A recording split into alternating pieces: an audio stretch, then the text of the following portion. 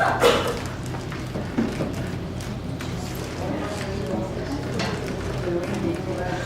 So, good morning, everybody. As everybody knows, my name is Priscilla, and the title of our presentation today is Actions Speak Louder Than Words.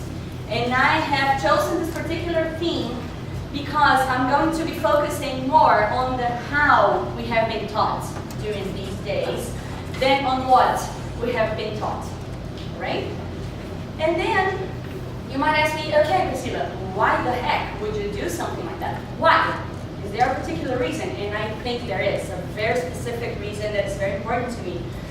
I myself believe in something that a Spanish philosopher called Jorge Larousse, inspired by the work of Michel Foucault, defined as a pedagogical device. Pedagogical device is a very fancy name for our daily activities, everything we do in our classrooms. And according to these guys, a pedagogical device has to do with formation of the subject. In this way, according to them, what we do in the classroom influences our students more deeply than what we actually try to teach them.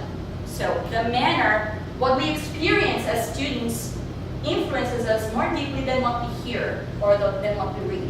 And that's why I'm going to focus on the how today. I would like to point out something. In Portuguese, we have educação and ensino for these two.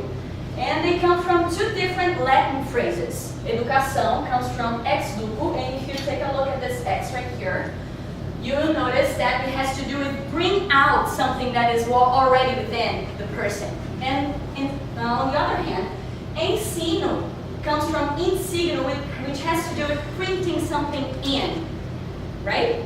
Not to mention, when we focus on this, we have to do a lot of sharing. Sharing is the key to ex duco. Sharing is the key for true education, the one that lets the student come up with, let out everything he's got within him.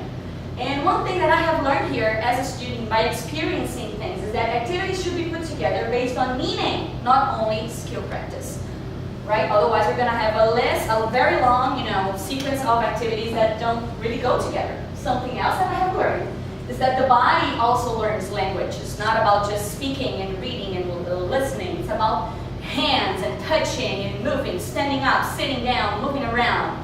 And that was something very cool. And I've also experienced that well-planned lessons equals classes with a natural flow. A class in which everything makes sense and there is a natural flow to things. Everything goes smoothly. I've also learned that respect has absolutely nothing to do with patronizing.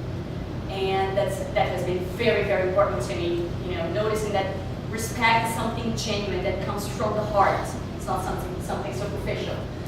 I've also realized that if you assign a speaking activity, as a teacher, you should actually listen to your student. And if you assign a writing activity, you should actually read what your student has written, right?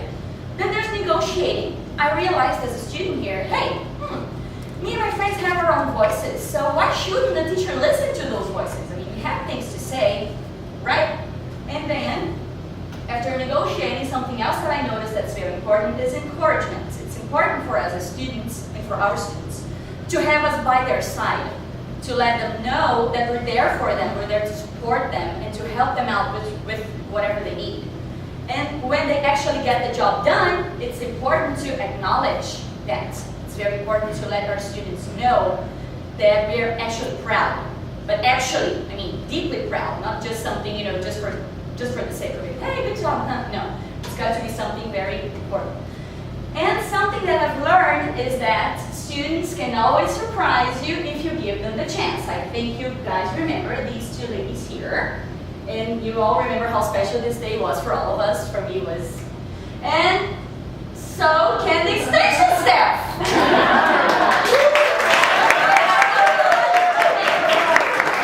Go Fireball! Standing on this, woohoo! Great lesson I've learned here. You guys have no idea. So for all that, thank you, UC Irvine. Thank you all, guys. I'll carry you forever in my heart. Thank you.